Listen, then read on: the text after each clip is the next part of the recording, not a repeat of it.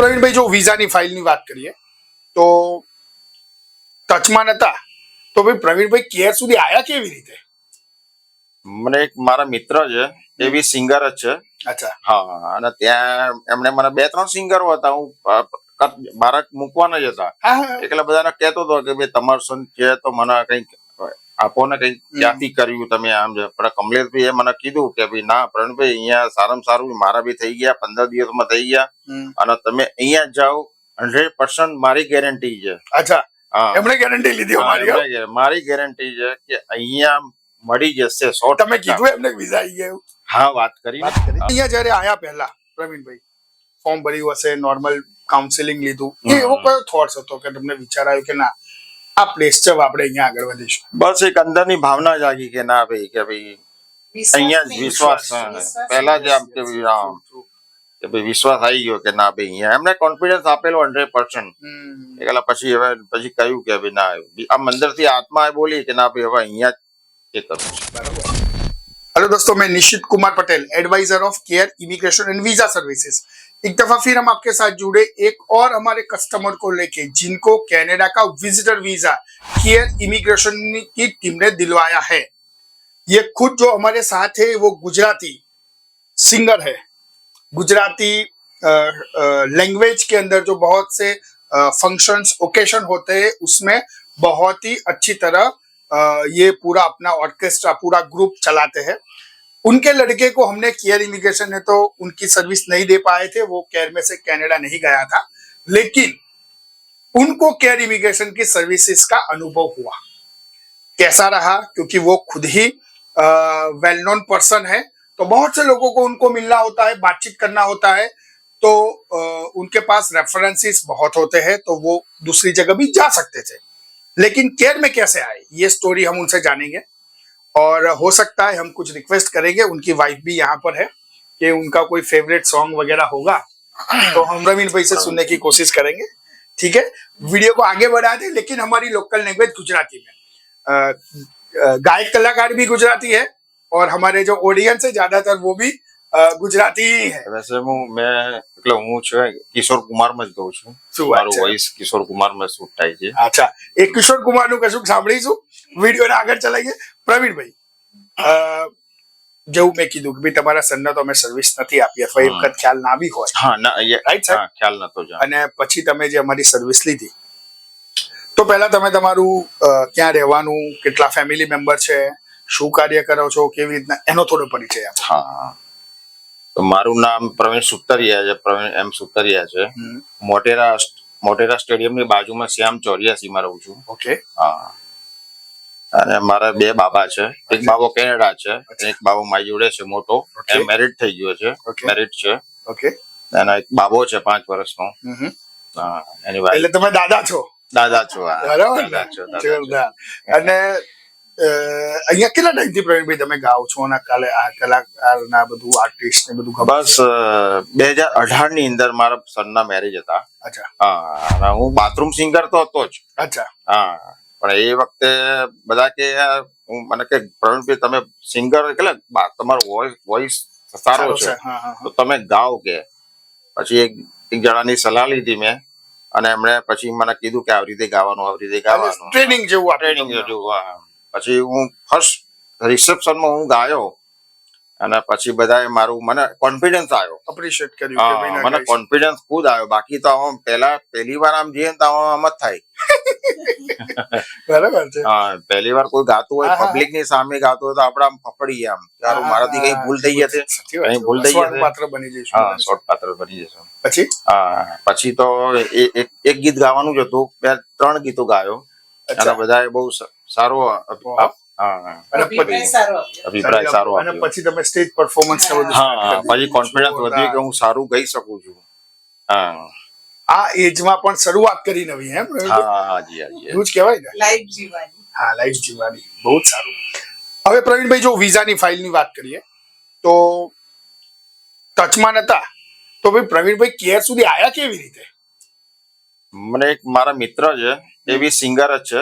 અચ્છા, હા, અને ત્યાં એમણે મને 2-3 સિંગરો હતા, હું બાળક મૂકવાના જ હતા, એટલે બધાને કહેતો હતો કે ભાઈ તમારું સન છે તો મને કંઈક આપો ને કઈ ક્યાંથી કર્યું તમે આમ છે પણ કમલેશભાઈ એ મને કીધું કે ભાઈ ના પ્રવીણભાઈ અહીંયા સારામાં સારું મારા બી થઈ ગયા 15 દિવસમાં થઈ ગયા અને તમે અહીંયા જાઓ 100% મારી ગેરંટી છે. અચ્છા, હા એમણે ગેરંટી લીધી અમારી. મારી ગેરંટી છે કે અહીંયા મળી જશે 100%. તમે કીધું એમને વિઝા આવી ગયા એવું?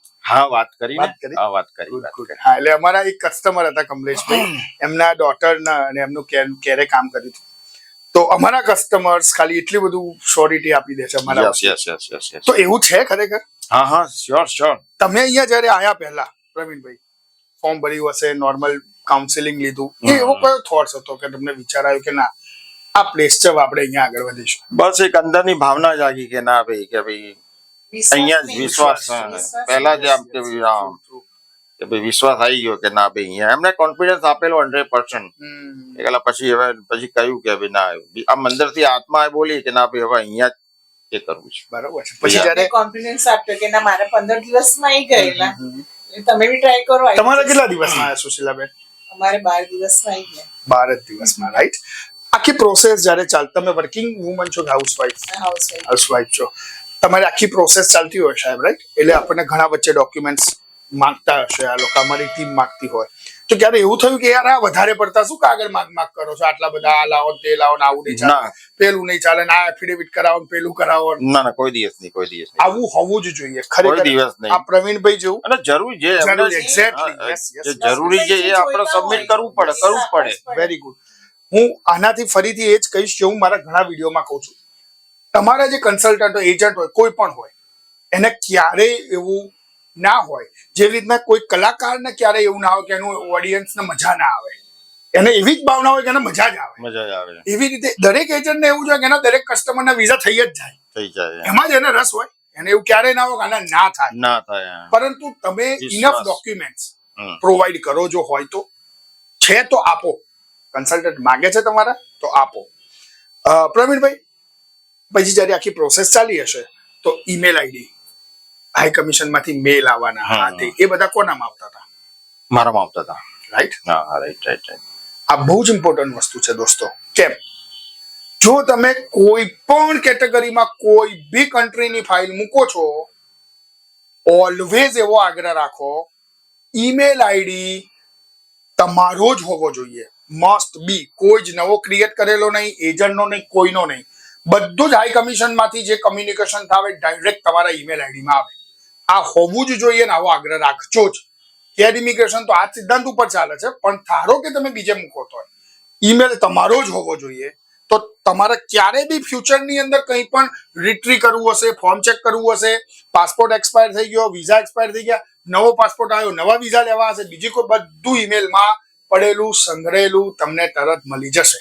સો ઈમેલ પોતાનો જ હોવો જોઈએ. જ્યારે તમે ફાઇલની પ્રોસેસ કરી ત્યારે કોઈ એવા ડોક્યુમેન્ટ હશે કે જે આપણને ખ્યાલ ના આવ્યો હોય કે ભાઈ નહીં તો ભાઈ અહીંયાથી વ્યવસ્થિત રીતે સમજાવવામાં આવ્યું? થોડું કે ભાઈ આ અહીંયા અંદર ખબર નથી પડતી, તો જેલ મેડમ જોડે ઉમરતો હતો કે અંકલ આવી રીતે કરવાનું, આવી રીતે એમને ફાઇલ મૂકી દીધા પછી? ફાઇલ મૂક્યા પછી સ્ટેટસ વગેરે તમારે માંગવા પડતા હતા કે જીલ મેડમ આપી દો ભાઈ, આ ફાઇલ આટલે પહોંચી. આપી દેતા હતા. સુશીલાબેન, તમે અહીંયા આગળ અવારનવાર આવતા જ હશો, રાઈટ?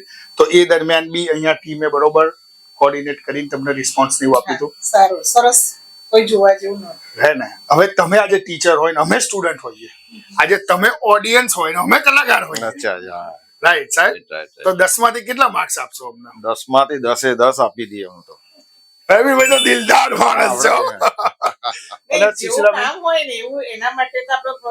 Thank you. અમારા માટે આનાથી વધારે એપ્રિશિએશન કોઈ નથી જોઈતું. એક્ઝેક્ટલી. અમને આનંદ આનો જે છે એનાથી વિશેષ આનંદ નથી.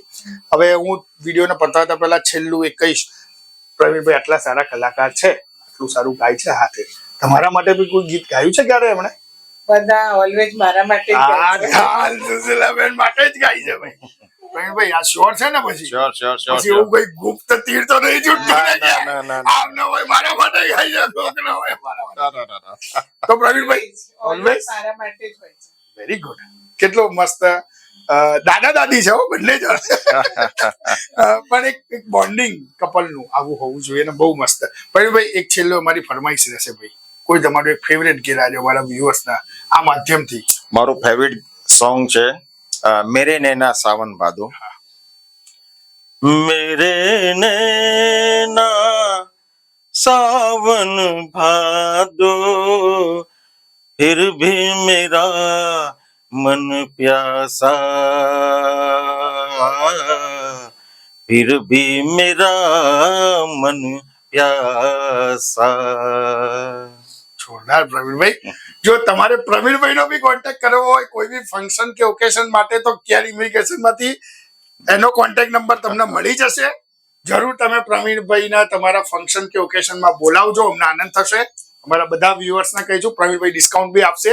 કેરનું નામ દેશો તો તો પ્રવીણભાઈ એક દિલથી ગાય છે, એક શોખ ખાતર ગાય છે અને એટલે જ તમે જો કે એકદમ નિખાલસ અવાજ છે, ખરેખર બહુ જ મસ્ત અવાજ છે એમનો. પ્રવીણભાઈ વધારે સમય નહીં લેતા, હવે તમને તમારું જે કાર્ય છે એના માટે જે બોલાયા છે એનું સુપ્રત કરીશ. 2033 સુધીના એમનો પાસપોર્ટ વેલિડ છે અને એમને 2033 સુધીના વિઝા મળ્યા છે પ્રવીણભાઈના multiple. Pravinbhai congratulation. Thank you ગમે તેટલી વાર પુષ્કળ જાઓ ને પુષ્કળ કેનેડા આવો એવી અમારા શુભેચ્છાઓ. અમારી સુશીલાબેન, તમારો પાસપોર્ટ 2033 સુધી વેલિડ છે અને સુશીલાબેન પણ 2033 સુધીના મલ્ટિપલ વિઝા છે. ગમે તેટલી વાર जाओ અને ગમે તેટલી વાર सुशीलाबेन कनाडा जाओ फरो. Thank you. ऐसे ही और स्टूडेंट्स, क्लाइंट्स और पेरेंट्स की जर्नी हम आपके साथ शेयर करते रहेंगे. अगर इस चैनल को सब्सक्राइब नहीं किया है तुरंत कीजिए, लाइक और फॉरवर्ड करना भूलिएगा मत दोस्तों. Thank you very much for watching the video.